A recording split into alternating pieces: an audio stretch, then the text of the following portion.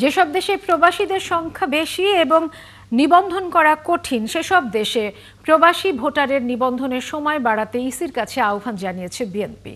মঙ্গলবার নির্বাচন ভবনে প্রধান নির্বাচন কমিশনারের সাথে সাক্ষাৎ করে বিএনপির 4 সদস্যের একটি প্রতিনিধি দল পরে সাংবাদিকদের দলের স্থায়ী কমিটির সদস্য নজরুল ইসলাম খান বলেন, ইসিকে আমরা এনআইডির পাশাপাশি প্রবাসীদের পাসপোর্ট দিয়েও ভোটার তালিকায় অন্তর্ভুক্ত করতে আহ্বান জানিয়েছেন তারা। নজরুল ইসলাম খান বলেন, গণতন্ত্রের পুনঃ প্রতিষ্ঠায় নির্বাচন ছাড়া হয় না। লটারির মাধ্যমে ডিসিদের বদলির সিদ্ধান্ত ভালো হবে না বলেও মন্তব্য করেন তিনি। ওনারা আমাদেরকে অনুরোধ করেছেন যে অবাধ, সুষ্ঠু, নিরপেক্ষ নির্বাচন অনুষ্ঠানে আমাদের সহযোগিতা চেয়েছেন তারা।